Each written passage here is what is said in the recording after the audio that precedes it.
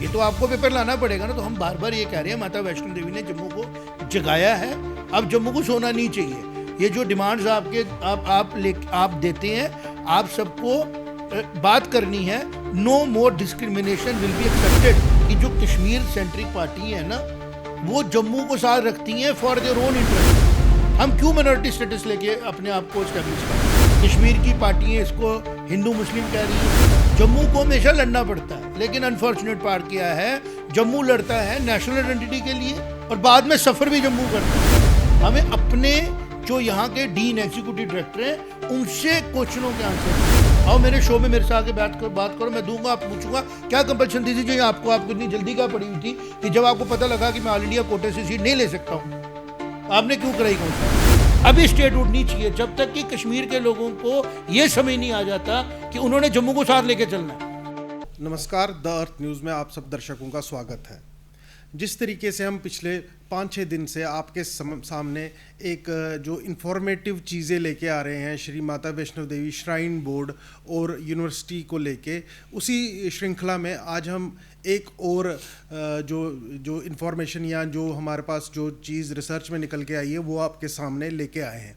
सबसे पहले मैं आगे बढ़ने से पहले श्री शिवांग सत्यगुप्ता जी, जो हमारे एडिटर इन चीफ है, उनका स्वागत करना चाहूँगा अपने कार्यक्रम में। शिवांग जी, आपका स्वागत है। जय माता दी।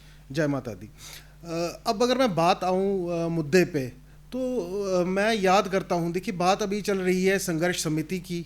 लोग कह रहे हैं एजिटेशन करनी पड़ेगी क्योंकि जो जम्मू के लोग हैं या जो Hindu populace of Jammu and Kashmir है, वो उन्हें लग रहा है कि उनके राइट्स का हनन हो रहा है।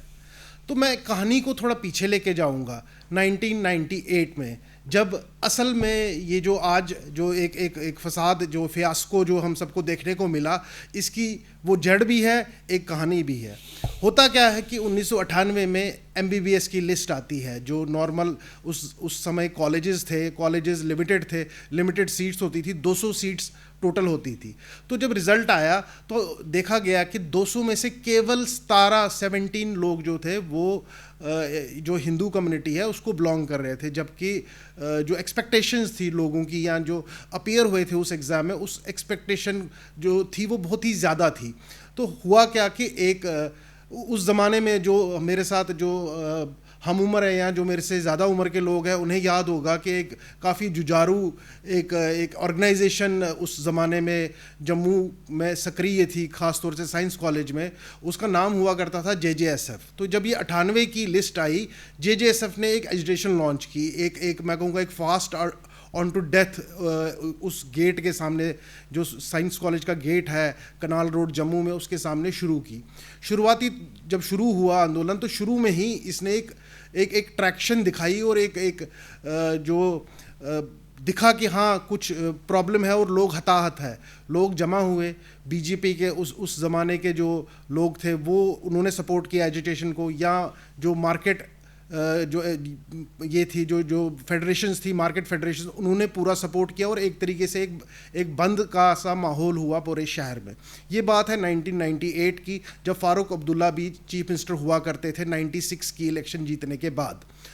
उस ज़माने में अगर मैं और उस टाइम की बात करूं, तो उस समय एक जो इंटेलिजेंसिया था, जो बाहर के लोग थे, सारे लोग इकट्ठे हुए, विचार विमर्श हुआ और एक चार्टर ऑफ डिमांड्स रखा गया। उस चार्टर ऑफ डिमांड्स में जो एक्चुअली डिमांड थी कि जो उस लिस्ट को क्वैश किया जाए, क्योंकि वो लिस्ट पे लोगों को भरोसा नहीं था। जो वो MBBS लिस्ट थी जिसमें केवल 17 लोग जो थे हिंदू थे, बाकी लोग जो थे वो दूसरे धर्म को बिलोंग करते थे। इस एजिटेशन ने आगे चलते हुए कुछ और डिमांड्स भी डाली इस अपनी चार्टर ऑफ डिमांड्स में, या डलवाई गई।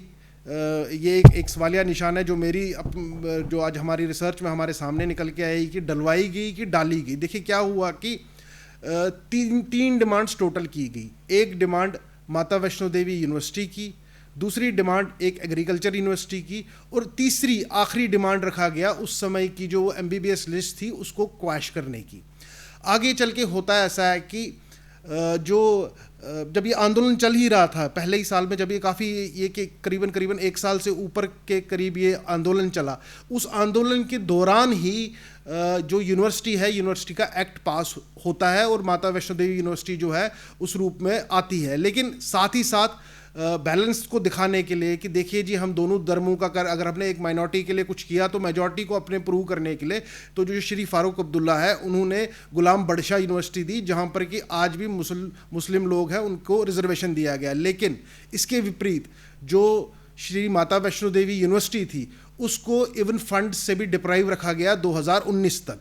उससे पहले जब गुलाम बड़शाह यूनिवर्सिटी बनती है उसको फंड करती है सरकार, और साथ ही साथ जो उसका जो एडमिशन का प्रोसेस है उसमें रिजर्वेशन रखती है इलाके के लोगों के लिए और उस खास समुदाय के लोगों के लिए जिसने उस समय इसको बनाने में हेल्प की थी, यूनिवर्सिटी को बनाने में। लेकिन अब मैं फिर अपनी मेन कहानी पे आता हूँ। तो ये जब आगे चला आंदोलन आगे चला, यूनिवर्सिटी भी बनी, लेकिन बीजेपी ने अपना हाथ खींच लिया था, पीछे हो गई थी आंदोलन से। लेकिन जेजेएसएफ ने आंदोलन कंटिन्यू किया और अंत में एक अंसारी कमेटी का गठन हुआ जो उस समय जो लिस्ट बनी थी उसको क्वैश करे या ना करे या कोई इरेगुलरिटी तो नहीं हुई है उसका जो इन्वेस्टिगेट करे। लेकिन उस जो इन्वेस्टिगेशन कमेटी थी उसकी रिपोर्ट जो है वो थोड़ी सी इनकन्क्लूसिव थी और वो मेन डिमांड पीछे रह गई और यूनिवर्सिटी की डिमांड बन गई। अब मेरी आज उस आंदोलन से जुड़े हुए कुछ लोगों से बात भी की मैंने आज, तो मैंने उनसे पूछा कि क्या हुआ, आपने यूनिवर्सिटी बनाई, मांगी, क्या हुआ। देखिए, हुआ ये कि एक आम सोच थी कि यूनिवर्सिटी मिलेगी, जम्मू के पास यूनिवर्सिटी होगी, वहाँ पे जो बच्चे होंगे वो भी हमारे जम्मू शहर के होंगे ज़्यादा, जो नौकरी करेंगे शायद वो भी जम्मू शहर के होंगे ज़्यादा। लेकिन वो तब पॉसिबल था अगर उधर कुछ रिजर्वेशन या संरक्षण मिलता हमारे इलाके के लोगों ने। लेकिन जिस एक्ट से यूनिवर्सिटी बनी थी, शायद मुझे आज लगता है वो एक्ट बनाने वाले को पता था कि 20 साल बाद क्या होगा। शिवांग जी, मैं आपके पास मुड़ के आऊँगा कि आज कुछ हमारे सामने कुछ फैक्ट्स निकली, काफ़ी वीडियोस भी चली उस चीज़ के ऊपर कि मांगी गई थी यूनिवर्सिटी। तो मैंने काफ़ी आपने जिस तरीके से जो कल हमारे पे सामने बात आई थी कि ये जो यूनिवर्सिटी है ये प्रोफेसर हरिओम जी ने डलवाई, वो अपने इंटरव्यू में एक चैनल को कह रहे थे और उन्होंने कहा एग्रीकल्चर यूनिवर्सिटी भी चाहिए और ये भी चाहिए। मेरा ये आज 2025 में जो ये मैं बात कर रहा हूँ, नवंबर में 27 नवंबर को, अगर मैं 27 नवंबर को कोई बात कर रहा हूँ तो हम सबको मिलके अगले 100 साल को देखना है, अगले 200 साल को देखना है, फिर जाके हम अपने लोगों के लिए कुछ कर पाएंगे।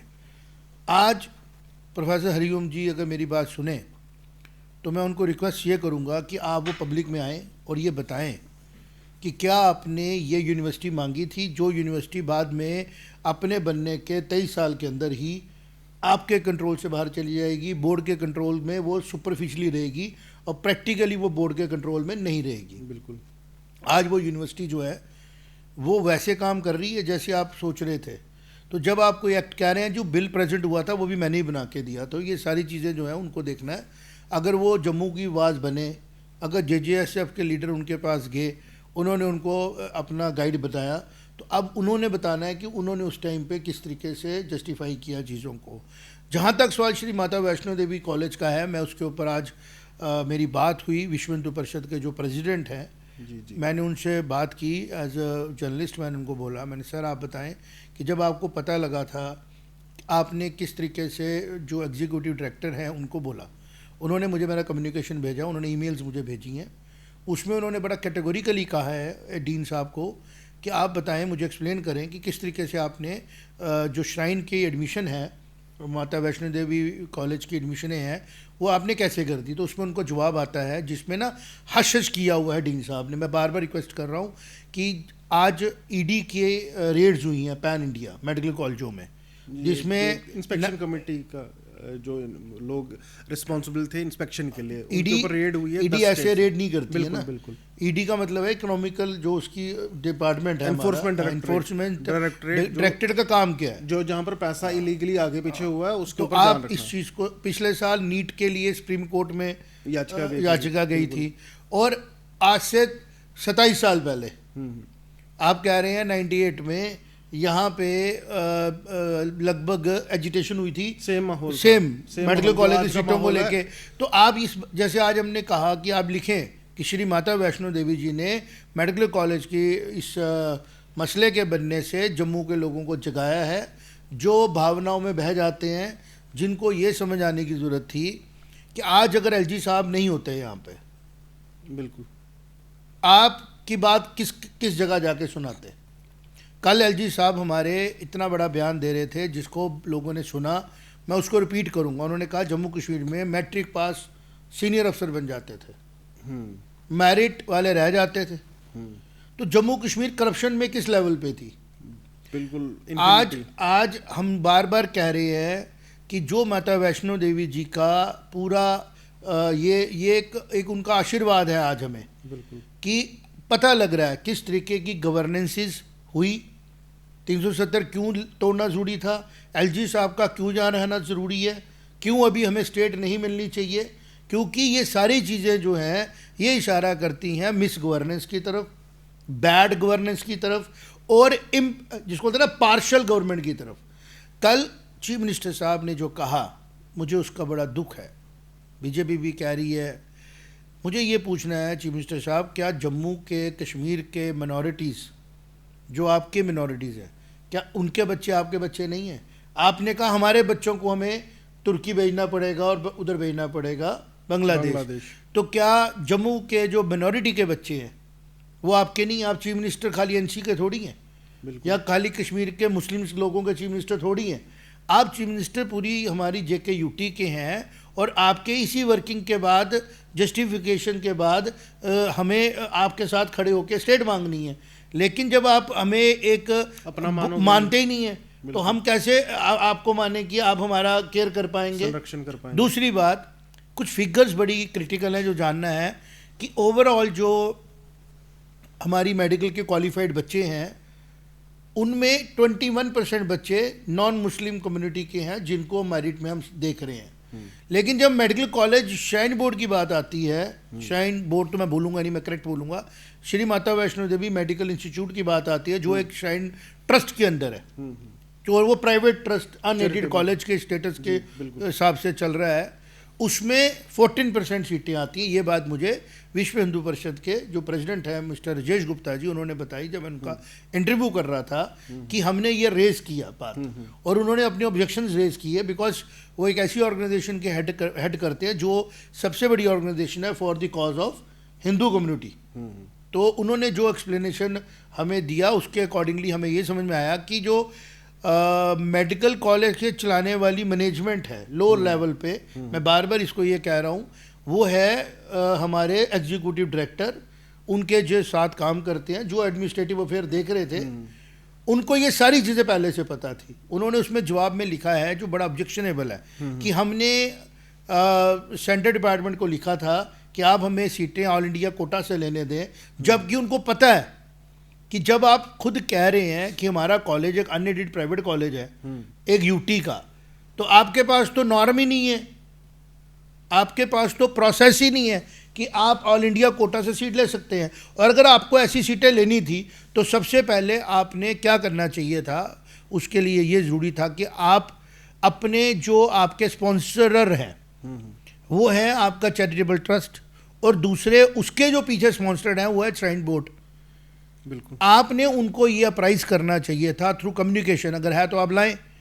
आपने कहना चाहिए था since the board and the trust wants to have a medical college, तो बीइंग एन एक्सपर्ट आपने मुझे हायर किया, सैलरी भी मिलती होगी उनको। मैं आपको सुनाता हूँ कि अगर आपने प्रेजेंट स्टेटस में मेडिकल कॉलेज लिया तो हमें सारे बच्चे, सारे जो स्टूडेंट्स हैं वो लेने पड़ेंगे जम्मू कश्मीर से, जबकि माता वैष्णो देवी के भक्त पूरे इंडिया से आते हैं, तो हम पूरे इंडिया के बच्चों को कैटर नहीं कर पाएंगे। फिर बोर्ड आपको फैसला देता कि भाई आप लो या नहीं लो। मुझे नहीं लगता है कि उनका इंटरनल कम्युनिकेशन कोई ऐसा बोर्ड को गया होगा या ऑनरेबल एलजी साहब को गया होगा। ठीक है, हुआ क्या, फर्स्ट राउंड ऑफ काउंसलिंग में हमारा ऑब्जेक्शन है ये कॉलेज नहीं था, सेकेंड राउंड ऑफ काउंसलिंग में आया और थर्ड राउंड ऑफ काउंसलिंग में इसको फिल किया गया। मैं सरप्राइज हो रहा हूँ इस चीज़ को देख के कि जो हाईएस्ट मेरिट वाले बच्चे लास्ट ईयर थे, 12 में भी 600 के ऊपर लास्ट ईयर कट ऑफ हुआ था, बत्रा कॉलेज और पेमेंट सीट कॉलेज है ना, उसका भी जो कट ऑफ था वो 600 के ऊपर चला गया था। इन बच्चों को कैसे पहले से पता था कि हम थर्ड राउंड ऑफ काउंसलिंग में आएंगे और हमें पेमेंट सीट मिल जाएगी? क्योंकि पेमेंट सीट के लिए भरना पड़ता है पहले।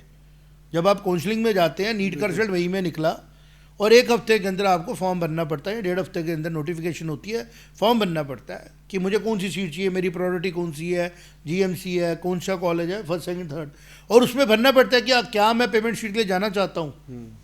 तो इनको कैसे पता था पहले से बच्चों को कि हमें पेमेंट सीट के लिए जाना है? और उन बच्चों को चूंकि पता नहीं था कि श्री माता वैष्णो देवी का कॉलेज आएगा, हो सकता है उनमें से कई बच्चे ऐसे होते, इनसे ज़्यादा मेरिट वाले होते, जो जम्मू कश्मीर में रहना चाहते थे, और उनको अगर पता होता कि कॉलेज आना है तो हम उसको ले लेते। दूसरी बात, अगर फर्स्ट सेकंड राउंड की काउंसलिंग हो चुकी थी तो इतनी क्या कंपल्शन थी ऑनरेबल जो हमारे डीन साहब हैं कि उनको इसी साल काउंसलिंग करनी थी? वो नेक्स्ट ईयर भी कर सकते थे और अपील कर सकते थे कि इस साल हमारे से ऑल इंडिया कोटा नहीं मिला है तो हम अगले साल रिप्रेजेंटेशन देते हैं सेंट्रल गवर्नमेंट को, क्योंकि मॉरली ये बड़ी रिस्पॉन्सिबिलिटी थी उनको बताने की बोर्ड को, क्योंकि बोर्ड प्रोफेशनली मेडिकल कॉलेज नहीं चला रहा है ना ट्रस्ट चला रहा है। मेडिकल कॉलेज कौन चला रहा है? जिनको हायर किया गया एग्जीक्यूटिव डायरेक्टर साहब को, बिल्कुल, जिनको कुर्सी दी गई, उनका काम था एक नोट बना के प्रेजेंट करना और फिर उसका अप्रूवल लेना कि सर अगर हम मेडिकल कॉलेज इस तरीके से आएगा तो हम अपने जो हमारे पर्सपेक्टिव डोनर्स हैं हम उनको इसके अंदर फैसिलिटेट नहीं कर पाएंगे। आप मुझे आज्ञा दीजिए हमें क्या करना है।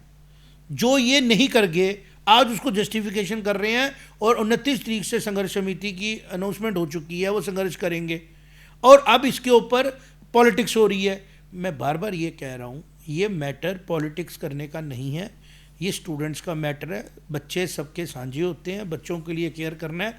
ये मैटर एक एडमिनिस्ट्रेटिव मैनिपुलेशन का है, ये मैटर एक सोच समझ के किया हुआ एक प्लान है जो बर्स्ट हो गया।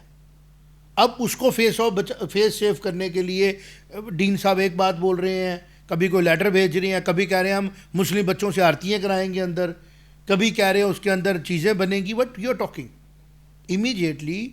मेरा ये रिक्वेस्ट है कि आपने इन टाइम अगर बोर्ड को इन्फॉर्म किया होता, जैसे उस टाइम यूनिवर्सिटी के टाइम पे बोर्ड को ये बताया जाता कि जो आप यूनिवर्सिटी के लिए फ़ंड कर रहे हैं कुछ सालों के बाद ये यूनिवर्सिटी बेसिकली गवर्नमेंट की यूनिवर्सिटी के तौर पे काम करेगी, आप इसमें बड़ा ज़्यादा इंटरफेयर उसकी गवर्नेंस पे नहीं कर पाएंगे। एक और पॉइंट इसमें आता है, बड़ा ज़रूरी है बताना, पहले मैं इसको क्लियर कर लेता हूँ कि इस पूरे एपिसोड में स्टेप बाय स्टेप कन्फ्यूजन नहीं क्रिएट हुई है, ये सेल्फ इंटरेस्ट इन्वॉल्व होगा किसी न किसी का। क्योंकि इन बच्चों को कैसे पता था? यहाँ तो बोपी का कोई एम्प्लॉई जिसको ये एक्सेस था और वो इन हैंड था विद द डीन। सिंपल बात है, उनको पता था कि डीन रिक्वेस्ट कर रहे हैं, डीन मेहनत कर रहे हैं, क्योंकि डीन के पास एक पीछे बहुत बड़ी आइडेंटिटी थी, श्राइन बोर्ड, वैष्णो माता श्राइन बोर्ड में तो कोई ऐसा होगा ही नहीं जो रोकेगा उसकी फाइल को। लेकिन टेक्निकली डीन साहब को ये पता था कि कौन बच्चे आएंगे मतलब कि कहाँ से बच्चे उठा रहा हूँ मैं, बोपी के थ्रू ले रहा हूँ तो नेचुरली जेके जम्मू कश्मीर के अपने जो मिसाइल बच्चे आएंगे, उनको कोई he is not a kid, छोटे बच्चे थोड़ी, उनको पता नहीं था। क्योंकि जैसे ही ये कॉलेज जम्मू कश्मीर यूटी का कॉलेज इस्टेब्लिश होगा जो डीम यूनिवर्सिटी से एफिलिएटेड नहीं है तो ये एलिजिबल ही नहीं है to go into centre pool all India. तो जब इनको पता है मेरा कॉलेज प्राइवेट है, इनको पता है अनएडेड है, इनको पता है वो डीम यूनिवर्सिटी के साथ एफिलिएटेड नहीं है, तो फिर ये कैसे कह रहे थे कि वो यूटी के बाहर वाले बच्चों को लेना चाहते हैं, इसलिए उन्होंने रिप्रेजेंटेशन भेज दी। जैसे होता ना कि हमने किसी को कन्विक्ट तो करना ही है लेकिन हम उसको कह रहे हैं एक फॉर्मेलिटी कर रहे हैं, तो ये इनसिंसियर एफर्ट था इनका। इनके पीछे की मंशा क्या थी? वो एलजी साहब जो है यहाँ पे हैं, इमेजिन करो रवीश, अगर ये खाली चीफ मिनिस्टर स्टेट होती इस टाइम, आपको तो मुझे लगता है बात भी नहीं करने देते इस मसले पे।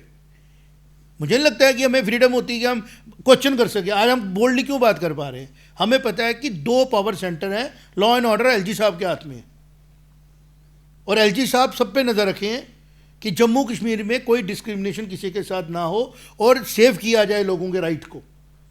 अगर हम चीफ मिनिस्टर साहब की बात माने, वो तो एक थ्रेट मार गया ना एक किस्म की।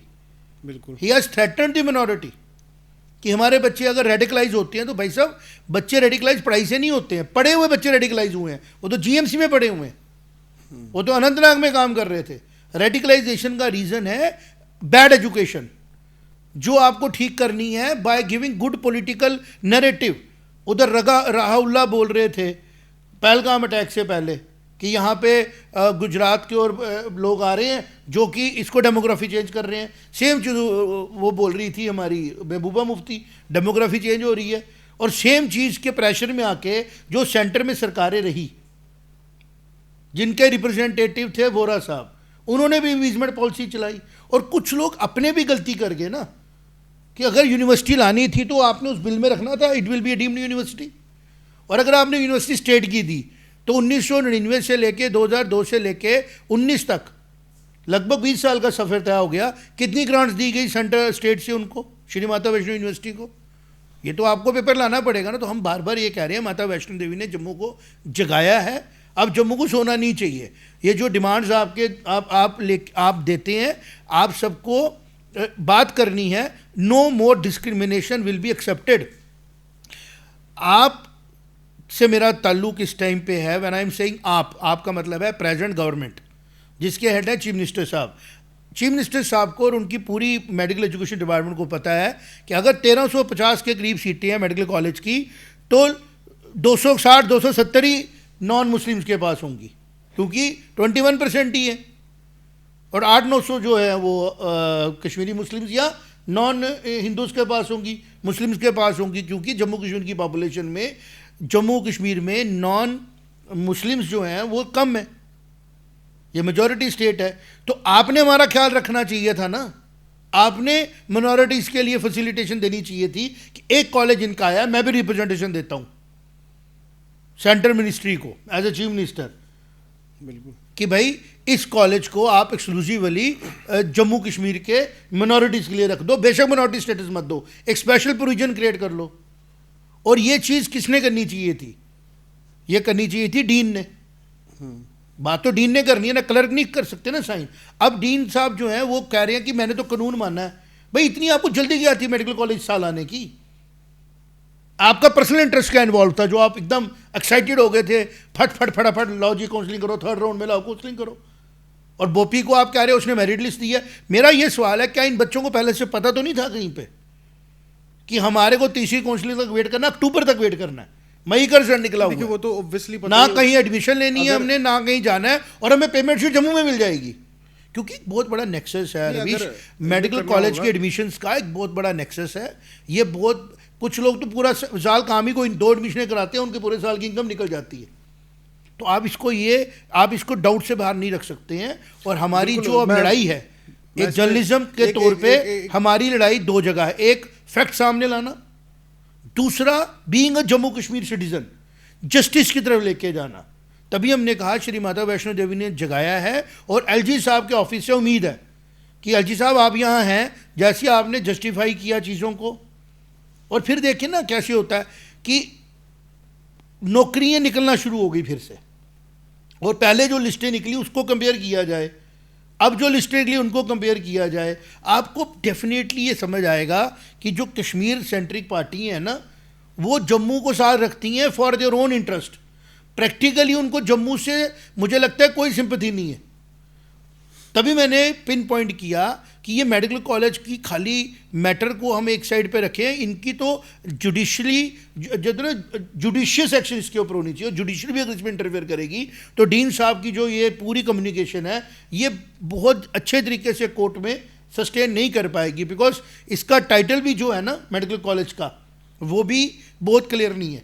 और अगर ये सच है कि ईडी के छापे पड़ रहे हैं इंस्पेक्शन वाले लोगों पे मेडिकल कॉलेज के, तो कहीं ऐसा तो नहीं है कि वो भी मैनेज किया गया? क्योंकि इसका टाइटल जो है वो अभी भी सस्टेन करता है रेवेन्यू पे। मैं कोशिश कर रहा हूँ कि मुझे रेवेन्यू रिकॉर्ड मिल जाए मेडिकल कॉलेज का कि जिस जगह पे मेडिकल कॉलेज चल रहा है उसका टाइटल किसके हाथ में है, क्योंकि हमें इन तीनों को सुधारना है। एलजी साहब की हेल्प से, एलजी साहब ने कृपा करनी है, और उन्होंने जैसे बाकी चीज़ें सुधारी, उनको ये सुधार के जम्मू कश्मीर के लोगों को, जम्मू के लोगों को, पूरे जम्मू कश्मीर की मिनॉरिटीज़ को सेव करना है, नेशनलिस्ट फोर्सेस को सेव करना है, जो किसी भी एंटी नेशनल एलिमेंट के साथ अलाइन नहीं करती हैं। ये बच्चे 21% थे, पॉपुलेशन ही कम है। और फिर ये कहते हैं जले में नमक डालने वाली बात की डीन साहब ने। वो हर जगह कहते फिर रहे हैं कि बच्चे मेरिट में नहीं आए। भाई साहब मेरिट में आए हैं बट हैं कम में, और जितने कम में उनको एक उम्मीद थी कि शायद इधर हमारे को कोई सेफ्टी मिलेगी। क्यों ले मिनॉरिटी हम? स्पेशल स्टेटस भी कोई चीज़ होती है, बिल्कुल स्पेशल प्रोविजनिंग भी होती है, और डोनेशंस की जहाँ तक बात है जस्टिफाइड है ना। और अगर एक बार रिजेक्शन हुई थी, उन्होंने कहा था आपको डीम्ड बनाना पड़ेगा, तो आप अगले साल कोशिश करते, आप बिल लाते, असेंबली को छोड़ के आप स्पेशल स्टेटस की तरफ जाते। पार्लियामेंट, लोगों में ताकत है ना। आज लोग दुखी है ना, लोगों ने सरकार बनाई है ना, सरकार तो लोगों ने बनाई है। तो लोग आज जम्मू कश्मीर के दुखी हैं कि हम लोगों ने अगर इस इंप्रेशन में थे कि जो यूनिवर्सिटी है वो स्पेसिफिकली, ऑलरेडी हम परेशान हैं, एजिटेशनें कर रहे हैं कि 200 में से 17 बच्चे आ रहे हैं हमारे। आप बात को समझने की कोशिश करें। और जब एक यूनिवर्सिटी आ रही है वो भी हमें कैटर नहीं कर रही है, हम क्यों माइनॉरिटी स्टेटस लेके अपने आप को इस्टेब्लिश करें?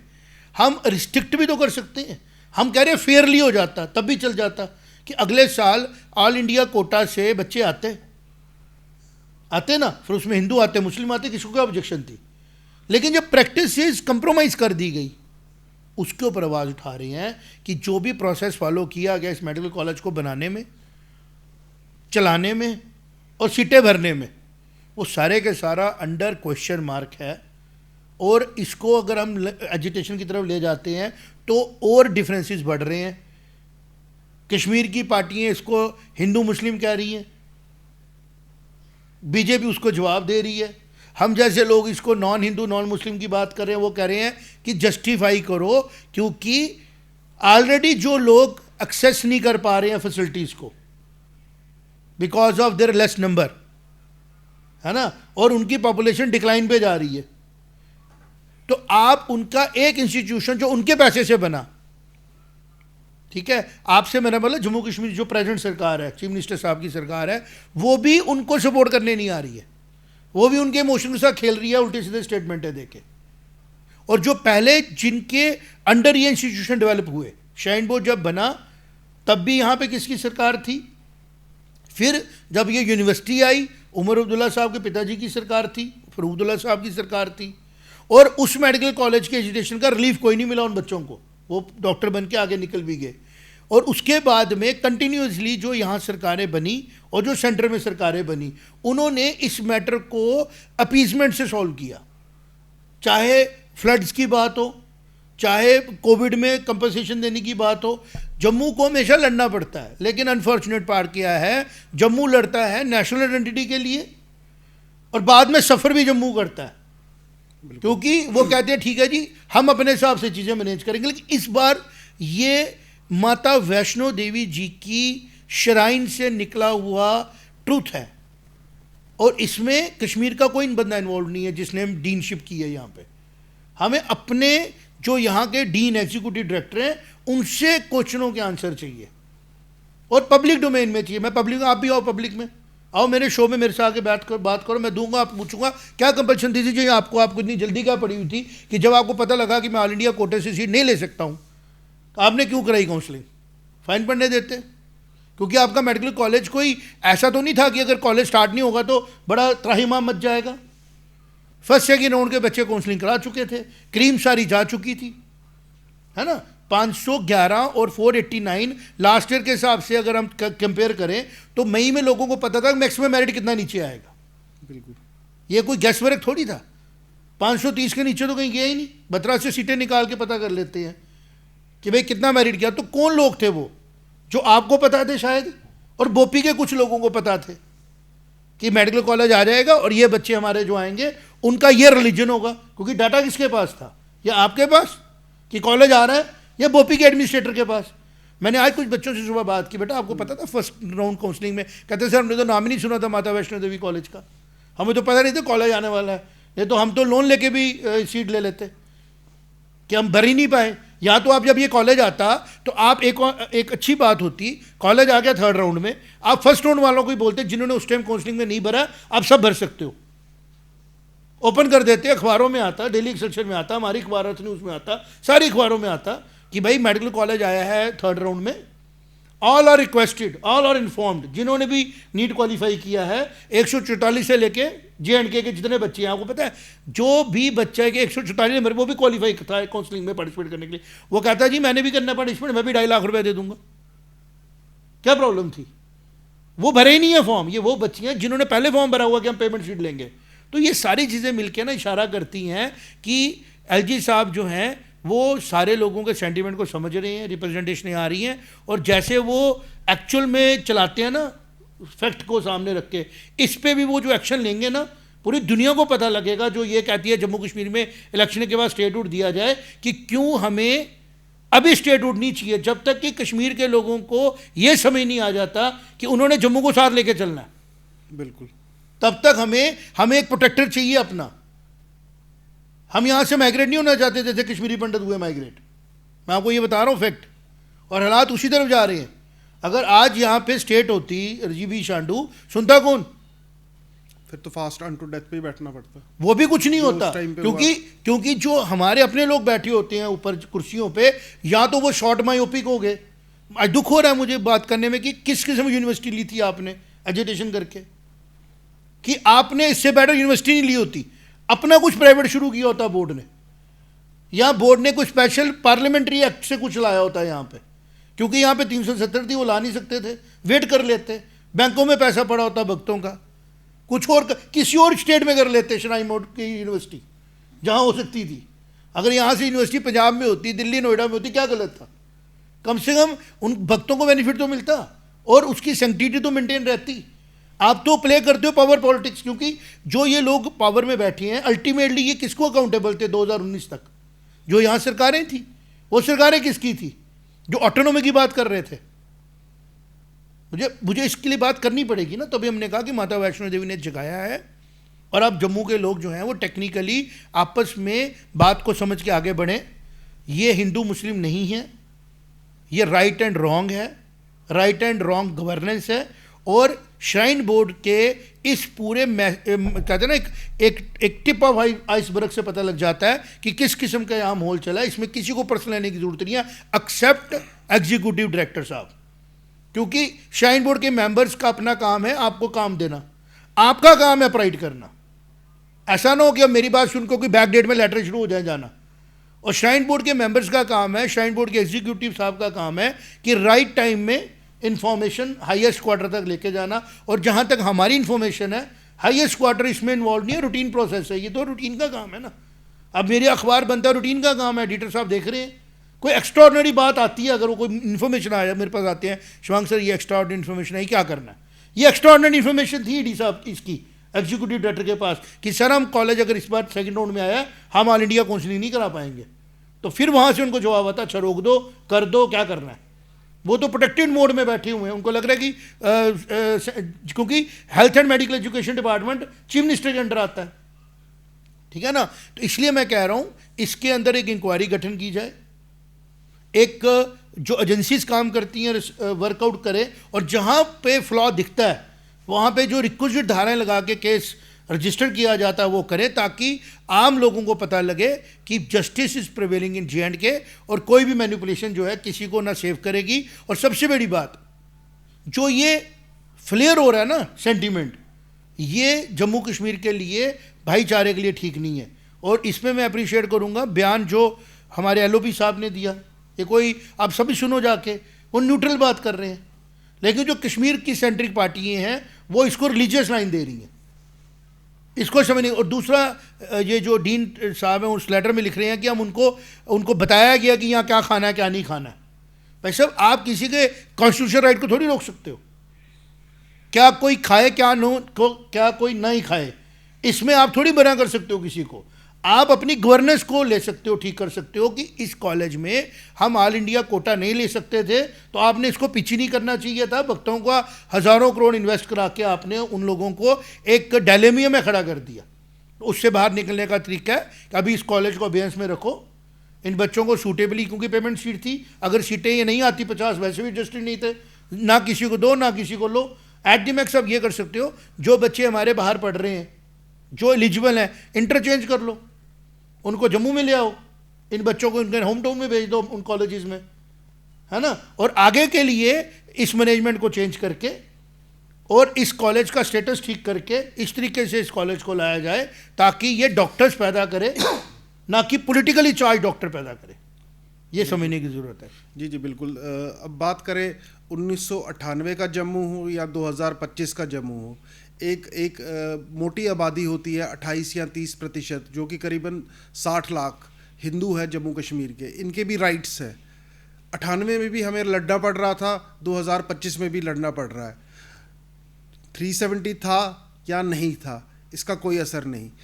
सरकार को ये समझना पड़ेगा कि ये इंसान है, इनके भी राइट्स है। तुमने ये जो बोला ये गलत है। 370 था तो हमारे को सुनने के लिए कोई नहीं था, हम एजिटेशन कर रहे थे 2008 में, कोई नहीं सुन रहा था हमें, nobody was listening to us, कुछ नहीं मिला हमें। लेकिन आज जो मैंने कहा वो हम सबको बताना है कि आज हमारे पास राजभवन है विद एक्स्ट्रा पावर्स, कि चीफ मिनिस्टर साहब अपनी मर्जी से कोई डिसीजन नहीं ले सकते, और हमें सिर्फ उधर तक ये बात पहुंचानी है कि मेडिकल एजुकेशन में, ख़ास तौर पे श्री माता वैष्णो मेडिकल कॉलेज में सब कुछ ठीक नहीं है, और अब वो इसमें इंटरफेयर करें और हमें, हम सबको प्रोटेक्ट करें। तो एलजी साहब जो हैं वो हमारा ये, आई एम सो थैंकफुल कि मनोज सिन्हा साहब एज एलजी है, जो जाने जाते हैं स्ट्रॉन्ग फैसले लेने के लिए, और वो इस पूरी चीज़ पे नज़र रख रहे हैं। और मुझे पता नहीं क्यों एक अंदर से फीलिंग आ रही है कि बहुत जल्दी एजिटेशन के स्टार्ट होने के पहले ही वो इस पूरे मामले को सीधा करेंगे, और जो लोग अपनी पॉलिटिकल रोटियां सेक रहे हैं इसके ऊपर उनको भी सीधा करेंगे, चाहे वो सेंटर में बैठे हुए लोग हों जिनको चेयरों के साथ कंपटीशन करना है, चाहे वो हमारी यूटी में बैठे हुए लोग हों जिनके पर्सनल स्कोर वो सीधा कर रहे हैं। क्योंकि एलजी साहब का जो माता रानी के प्रति भक्ति भाव है वो अनमैच्ड है, और माँ ही ये सब कुछ करवा रही हैं, नहीं तो 20 साल पुरानी कोई प्रॉब्लम हुई है, कंटिन्यूसली चल रही है, तो उसको अगर माँ ने आज इस तरीके से सामने लाया कि इनके लिए एस्केप रूट ही नहीं कोई बच रहा है, कि ये बोल ही कुछ नहीं पा रहे हैं। अगर ये कह रहे हैं कि हमने लेटर लिखी थी जवाब नहीं आया, तो हम उनसे बात कर रहे हैं कि आपको पता था कि इस लेटर का जवाब क्या आना है, आपके पास एक ही तरीका था कि आप इस काउंसलिंग को इस साल करते ही नहीं, अक्टूबर हो चुका था, नेक्स्ट ईयर आप टाइम लेते, आप अप्रोच करते, और क्यों नहीं मिलता अप्रूवल आपको। और अगर आपको अप्रूवल नहीं मिलता तो आप कहते सर चूंकि हम लोग यहाँ पे उन लोगों को एड्रेस नहीं कर पाएंगे जिनके पैसे से ये कॉलेज बन रहा है, तो हमें लगता है कि हमें इस कॉलेज का प्रोजेक्ट थोड़ा सा होल्ड पे रखना चाहिए। और इमीडिएटली जो नैना हॉस्पिटल की जो दुखों से लोग गुजर रहे हैं, मिसमैनेजमेंट की वजह से जो कैजुअल्टीज़ हो रही हैं, पैसे कमाने के लिए वहाँ पे लोगों को ज़बरदस्ती स्टंट डाले जाते हैं, सर्जियाँ की जाती हैं, इसके ऊपर एक सेपरेट इंक्वायरी एलजी साहब करें, और ये जो हॉस्पिटल है ये वापस दे दें, और जितनी भी ये गलत प्रैक्टिसेस हुई हैं इसके श्राइन बोर्ड के अंडर, जो ये हॉस्पिटल और ये जो यूनिवर्सिटी और ये जो मेडिकल कॉलेज आया है इसमें पैसा ड्रेन हुआ है, उसको भी चेक करें, और जो लोग इसके लिए रिस्पॉन्सिबल हैं उनके साथ सख्त से सख्त कार्रवाई करें, ताकि लोग सुकून की सांस लें कि हम फिर से प्री 70 एब्रोगेशन के मोल में नहीं चले जाएं। क्योंकि अब सेंटर, एलजी ऑफिस हमारी प्रोटेक्शन के लिए और पूरे जम्मू कश्मीर के आम और ख़ास लोगों की प्रोटेक्शन में यहाँ बैठा है, पर्सनल इंटरेस्ट लिए कुछ नहीं। और एक और बात मैं यहाँ बताना चाहूँगा, जो लोग हमें फॉलो करते हैं, कि उमर अब्दुल्ला साहब के दादाजी के द्वारा एक ट्रस्ट बनाया गया था, जिस ट्रस्ट ने शेर Kashmir institute of medical sciences बनाया कश्मीर में, वो आज भी ट्रस्ट जो है वो कंटेस्ट कर रहा है कि हमें उसके राइट्स वापस मिले, और कोर्ट से वो राइट्स वापस नहीं आए।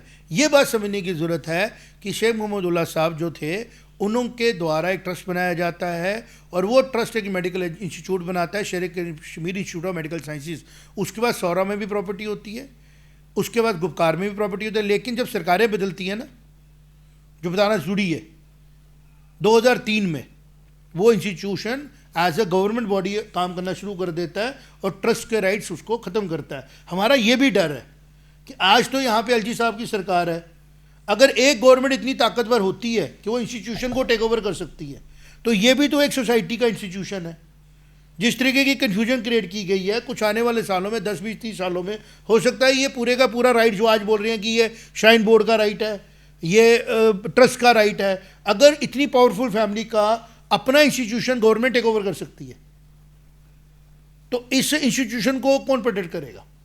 तो एलजी साहब से रिक्वेस्ट है, इसके ऊपर आप ज़्यादा अच्छे तरीके से इन डेप्थ नॉलेज ले पाएंगे। हम तो बाहर खड़े होके खाली वो देख पा रहे हैं जो चीज़ें हमें हमारे डोमेन में। आप देखें, अच्छी तरह इस पर एक्शन लें, और पूरा उम्मीद आपसे ही है। और चीफ मिनिस्टर साहब से भी ये मेरी रिक्वेस्ट है, ये गुहार है कि आप एक यंग हैं, डायनामिक हैं, और आप गलत पॉलिटिक्स नहीं करते हैं, जिसके लिए आपको जानना चाहता है। जम्मू कश्मीर को इकट्ठा रखने में, जम्मू कश्मीर के लोगों के आपस में प्यार बढ़ाने में आप अपना रोल प्ले करें। आप कम्युनल नहीं हैं, आपके मुंह से कम्युनल बात निकलना शोभा नहीं देती है। आप ऐसा कोई रास्ता निकालें, मेडिकल एजुकेशन डिपार्टमेंट आपके पास है, कि जो माता वैष्णो देवी के भक्त हैं वो प्रोटेक्टेड फील करें, कि हमारा जो डोनेशन का पैसा है, जो हम चाहते हैं माता वैष्णो देवी की डेवलपमेंट पे लगे, माता रानी की श्राइन के डेवलपमेंट पे लगे, और उनके भक्तों के वेलफेयर के लिए लगे। उसकी तरफ आप देखें कि क्या हो सकता है, और आपका इनिशिएटिव लेना ज़्यादा सराहनीय होगा। और एलजी साहब तो अपना एक्शन लेंगे, बट आपकी तरफ से अगर रेजिस्टेंस आ रही है, जैसे आपने कहा कि मिनॉरिटी इंस्टीट्यूट ने ले लो, हमें फ़र्क नहीं पड़ता, ये ठीक नहीं है, ये ठीक नहीं है। और ये हिस्ट्री में लिखी जाती है स्टेटमेंट है, और ये ठीक नहीं है। तो आप सारे बच्चों को, जम्मू कश्मीर के बच्चों को कहें मेरे बच्चे हैं, हमारे बच्चे हैं, और मैं कोई रास्ता निकालूंगा जिस तरीके से कि जो सेंटिमेंट्स हर्ट हुए हैं वो भी ना हो। और मैं एक इंक्वायरी इनिशिएट कर सकता हूं, क्योंकि डीन साहब जो हैं वो आपके एम्बिट से बाहर नहीं है।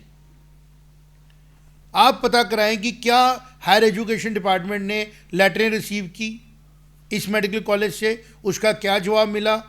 बोपी में कोई कमी है, वो आपके अंडर है, पता करें क्या प्रोविजंस थे, कैसे हो सकता था, क्योंकि समथिंग इज़ फिशी। जो माता रानी ने जहाँ पे 99 चीज़ों से पर्दा उठाया है, उस 1% चीज़ से भी पर्दा उठेगा, क्योंकि माँ जो है वो सत्यचित आनंद के रिप्रेजेंटेटिव हैं। और माँ जब किसी चीज़ को एक्सप्लोर करेंगी, किसको चुनेंगी, वो उनका डिसीजन है।